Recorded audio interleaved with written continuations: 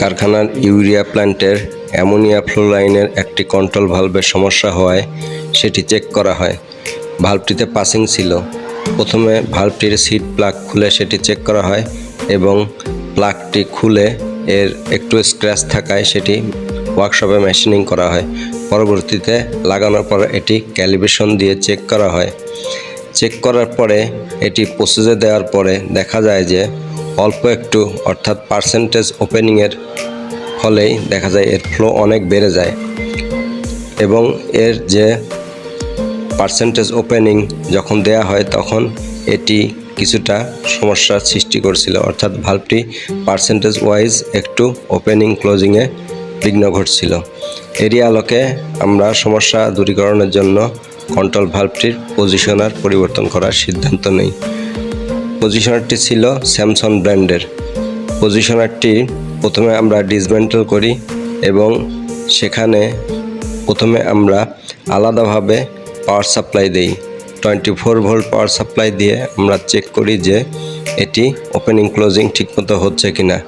উল্লেখ্য, এর জন্য যে নিউমেটিক এয়ার সাপ্লাই প্রয়োজন সেটি সংযোগ ছিল।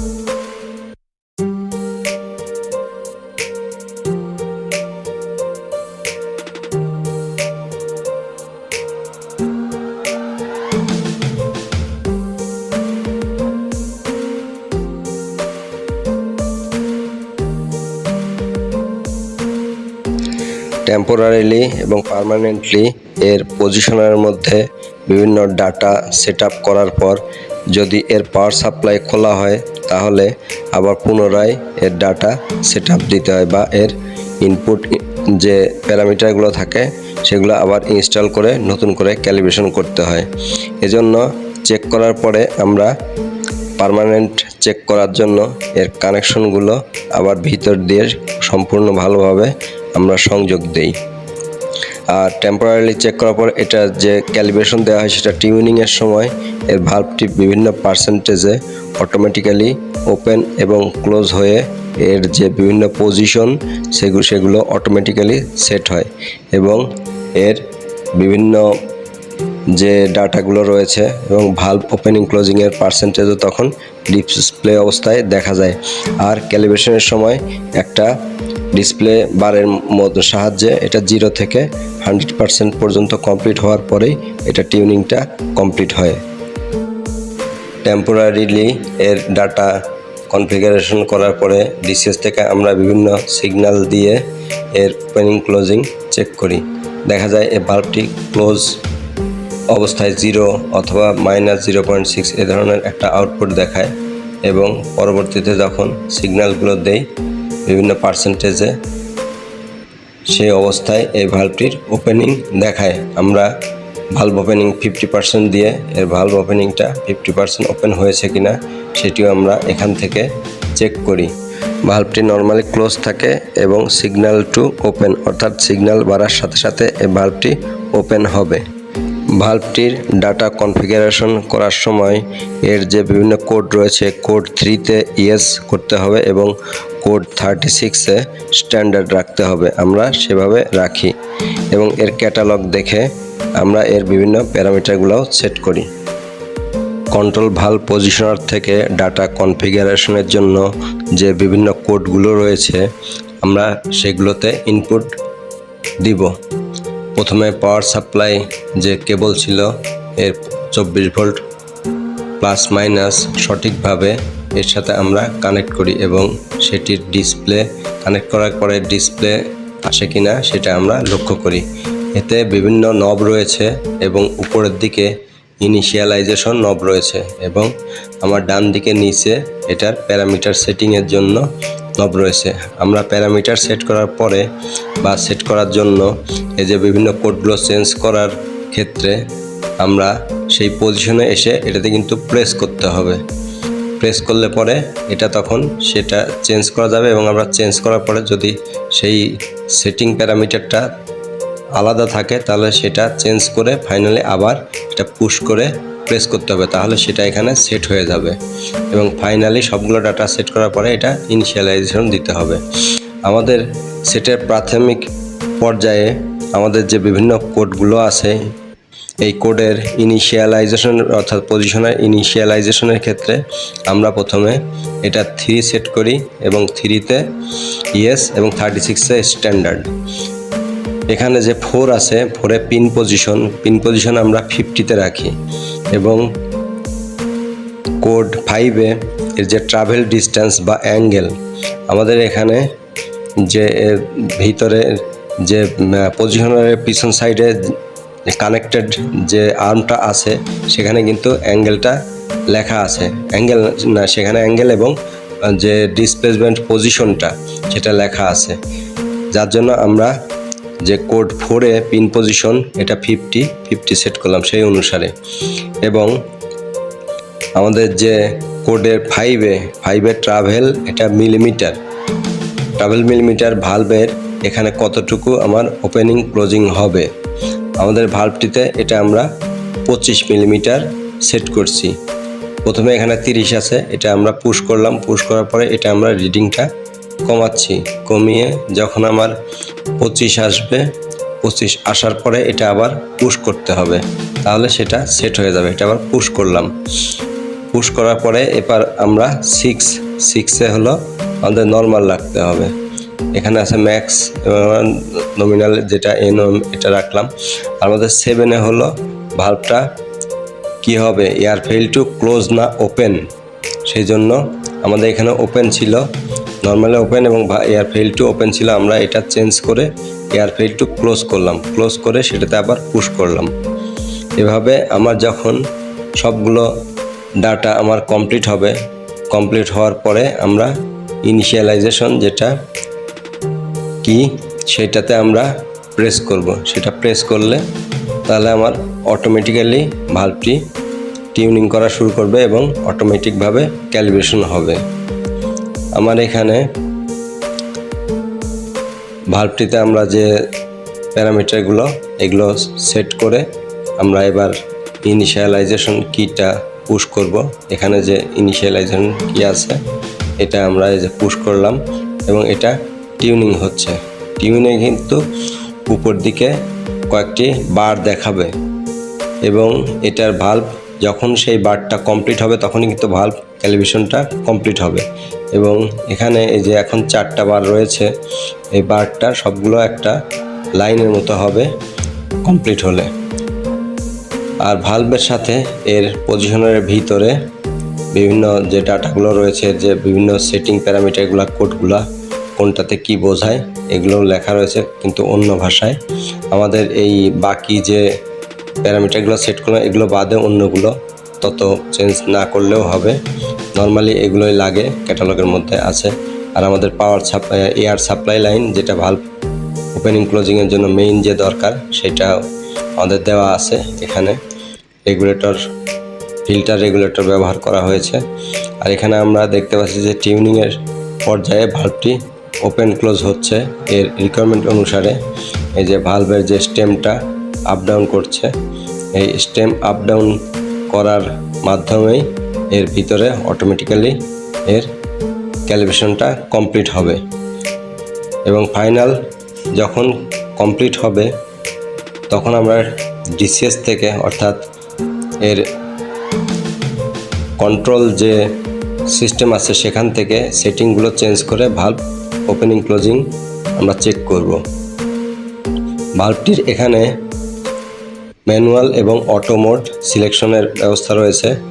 আমরা যদি ম্যান মোড দিয়ে দেই তাহলে সেটি কিন্তু আর কন্ট্রোল রুম থেকে কন্ট্রোল হবে না।